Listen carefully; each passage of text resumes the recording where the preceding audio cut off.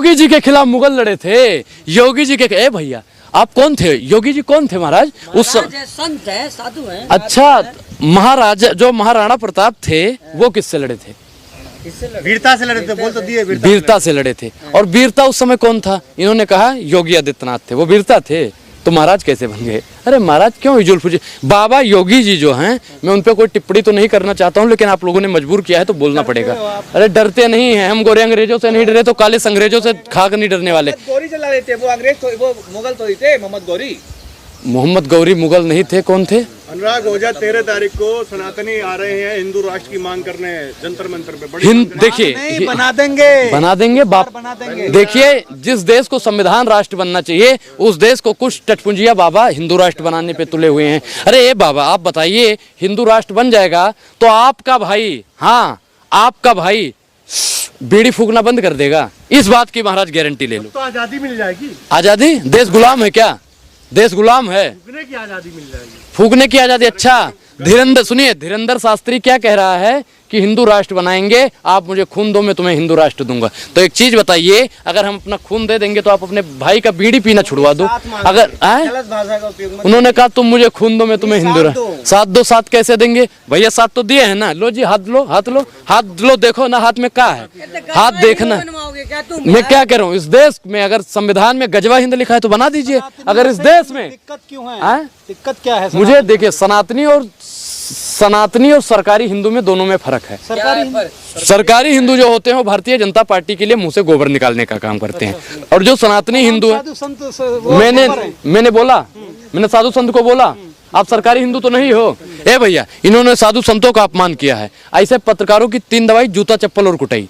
ये पत्रकार नहीं है, भारतीय जनता पार्टी के भेजे हुए एजेंट हैं। इन्होंने साधु संतों को बोल दिया कि वो गोबर है, फलाना है, धमकाना है। हमने किसी साधु संत और किसी का विरोध नहीं किया, हमने ये कहा सरकारी हिंदू हो, वो तो सनातनी हिंदू है। सनातनी हिंदू जो होगा वो राम को भी लेकर चलेगा, रहीम को भी लेकर चलेगा, अल्लाह को भी लेकर चलेगा, वाहेगुरु को भी लेकर चलेगा। लेकिन भारतीय जनता पार्टी यहाँ पे आई है जब से, तब से मुसलमानों को दबाने का काम। हिंदू राष्ट्र बनाओगे, संविधान के किस अनुच्छेद में लिखा है? अरे योगी आदित्यनाथ जी, मोदी जी, आप तो मोदी जी तो पढ़े लिखे ही नहीं है, वो क्या नाम है, अमित शाह जी, डिग्री है मोदी जी के पास, डिग्री है। मोदी जी कौन सी डिग्री? सबको साथ लेके चलने का हिंदुओं ने ठेका लिया है क्या? अच्छा एक चीज बताइए कि यहाँ पे 21 से ज्यादा मिसाइल जो अब्दुल कलाम जी यहाँ पे देके गए, मुसलमानों के लिए तो लेकर नहीं गए थे ना, हिंदुओं के लिए भी देकर गए। क्या इस देश के हिंदुओं का ये फर्ज नहीं बनता है कि मुसलमानों को साथ में लेके चलो? क्या इस देश के प्रधानमंत्री का फर्ज नहीं बनता है कि मुसलमानों को भी साथ में लेके चलो? क्या इस देश के गृह मंत्री का फर्ज नहीं बनता है कि जो भी मुसलमानों पर दंगा करता है उनको मारने और काटने की बात करता है उनको उल्टा लटका दिया जाए? क्या इस देश के रक्षा मंत्री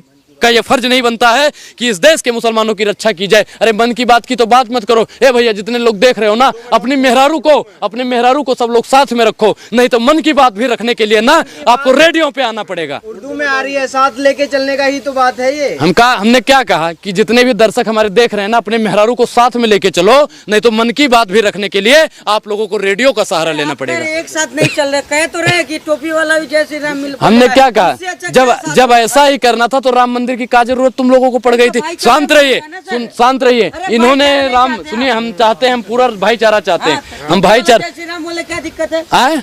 और भगवान अल्लाह अकबर बोल देता है तो आप लोगों के पेट में काहे दिक्कत हो जाती है? नहीं मरने लगते हैं भैया।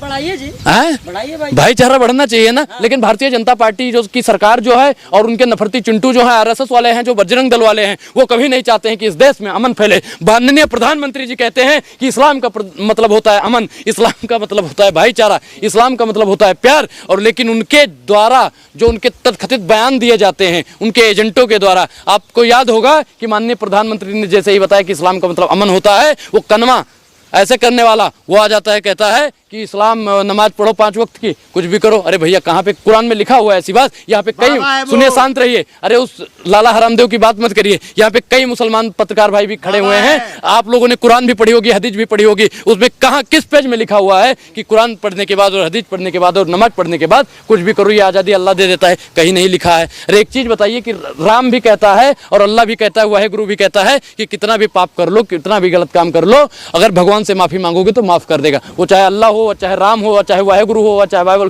कोई भी हो। अगर हम गलती के, सुनिए, काफिरों के मारने की बात क्यों? काफिर को कौन मारने की बात करता है? काफिर को कौन मारने की बात करता मुसलमान है? अरे कोई मुसलमान, भैया मैं मुसलमानों के बीच में ज्यादा रहता हूँ, मुझे तो आज तक किसी मुसलमान ने बे कह के भी बात नहीं की, और आप लोग मारने और खतना हुआ है क्या? हाँ?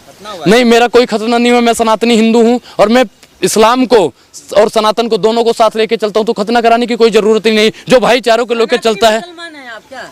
मैं सनातनी हिंदू हूँ। अगर आप सनातनी मुसलमान हैं तो आपका स्वागत है। हिंदू जाग उठा है। हिंदू सोया हुआ था, हिंदू जब सोया हुआ था तब भैया हिंदू सुरक्षित था, हिंदू जब से जाग गया तब से हिंदू खतरे में हो गया है। तो आपको जितने भी हिंदू भाई भी देख रहे होंगे उनसे हम कहना चाहते हैं, इससे बढ़िया तो पूर्ववर्ती सरकार थी जिसमें भैया वो खतरे में थे। हम ऐसा नहीं कहना चाहते हैं, मुसलमान कोई कांग्रेस की भी सरकार में खतरे में नहीं था, लेकिन भारतीय जनता पार्टी की सरकार में, अगर भारतीय जनता पार्टी हिंदूवादी सरकार है और फिर भी हिंदू खतरे में है, तो एक मौलाना को प्रधानमंत्री बना देना चाहिए ताकि हर एक हिंदू सुरक्षित हो। कौन हो वैसी? मैं क्या कह रहा हूँ, एक मौलाना बनेगा, कोई भी बन सकता है। आप भी तो मौलाना साहब हो, पत्रकार महोदय, आप भी बन सकते हैं। मौलाना अनुराग हो जाओ बनेगा। देखिए कर्नाटक में मुसलमानों मौलाना को से बहुत प्रेम है इससे आपको। पहले नहीं मिलता था, और क्या चाहिए?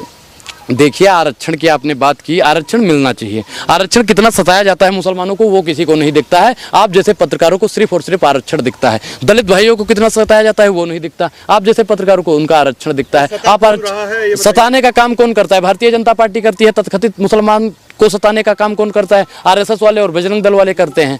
तो हम मोदी जी से कहना चाहते हैं, मोदी जी अब बहुत हो गया, मोदी जी अब और नहीं आघात करो। और जितने भी मुसलमान भाई हमें सुन रहे होंगे उनसे कहना चाहता हूँ, 24 में मोदी जी जो भाषा समझ सके वो भाषा में बात कीजिए मोदी जी का, धन्यवाद कीजिए मोदी जी। मुझे हिंदू हिंदू राष्ट्र के शांत रहिए, सब बोल लो, ऐसा करो। मैं अब आप बोल लो। हम कह रहे हैं हाँ, धन्यवाद बोलो। कीजिए मोदी जी का, आप सांस ले रहे हैं, आप तो देखिए आप बोल चुके ना, आपको भी बोलना है, बोलना है और किसी को।